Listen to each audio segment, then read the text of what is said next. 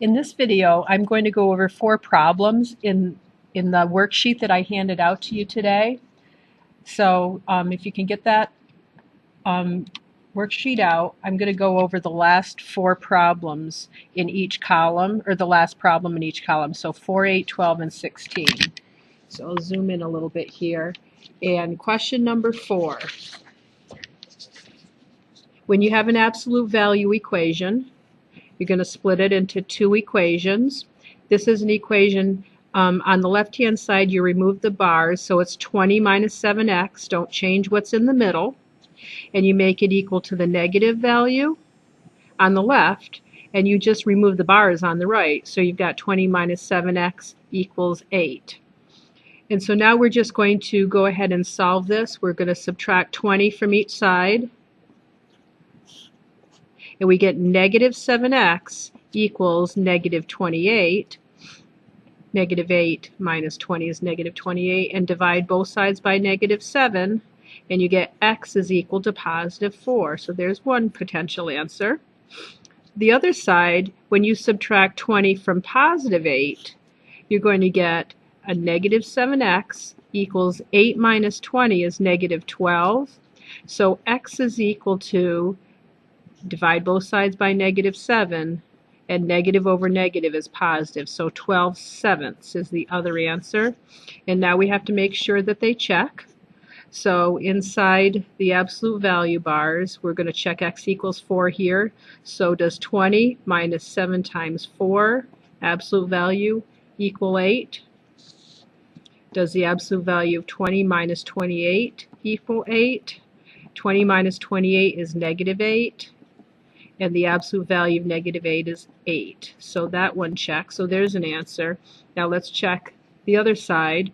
Does the absolute value of 20 minus 7 times 12/7 equal 8? 7 times 12/7, those 7s are just going to cancel, so you just get 20 minus 12. And 20 minus 12 is 8.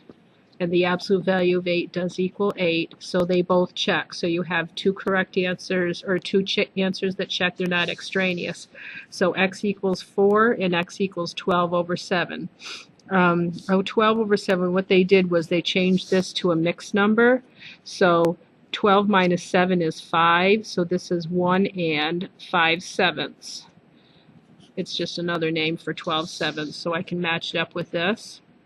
So what this means is on number 4 down here, you're going to put the letters WE if you wanted to solve this problem, or this riddle here. Let's go on and do number 8. Number 8, you're going to split this into a left and a right, and on the left you're going to have n plus 3. You're going to change the symbol to greater than or equal to and change the 10 to negative 10. And over on the right you just get rid of the symbols.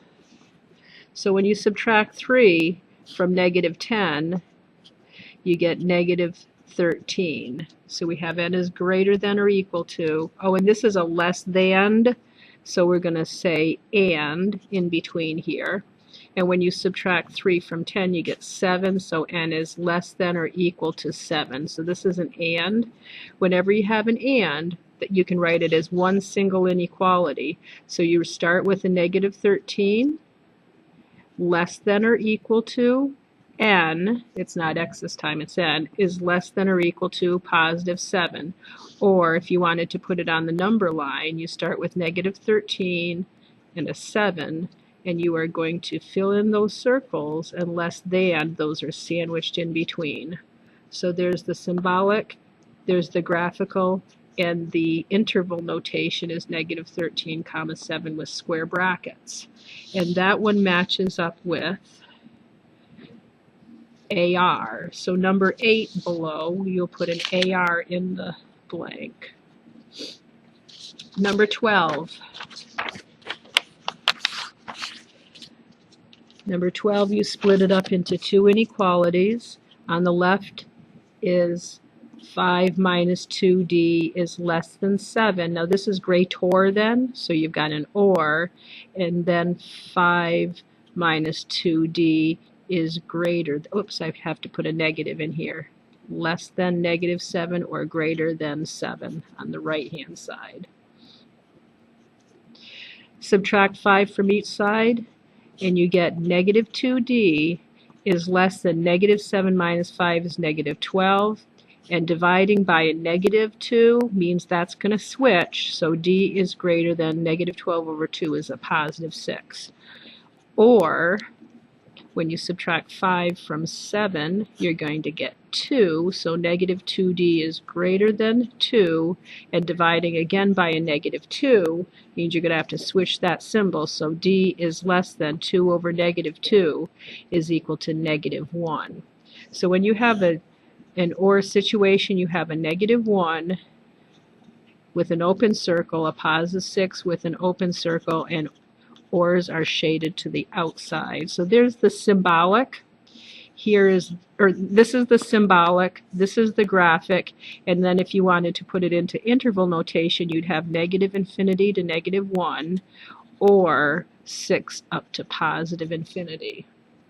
And this one matches up with, let's see, -1 right here. D is less than -1, or D is greater than 6, so CA. So the 12 should have a CA in it. And then the last one, number 16. The first thing you're going to have to do on number 16 is isolate the absolute value. So you have to add 5 to both sides first, and you get absolute value 7y plus 14 is less than 35. Now you split after you isolate that, and you get 7y plus 14, change that to a greater than, and change the 35 to negative. And this is a less than, so you say and then 7y plus 14 is less than 35. Subtracting 14 from each side, you get 7y is greater than -49, and dividing by 7, you get y is greater than -49 over 7 is -7.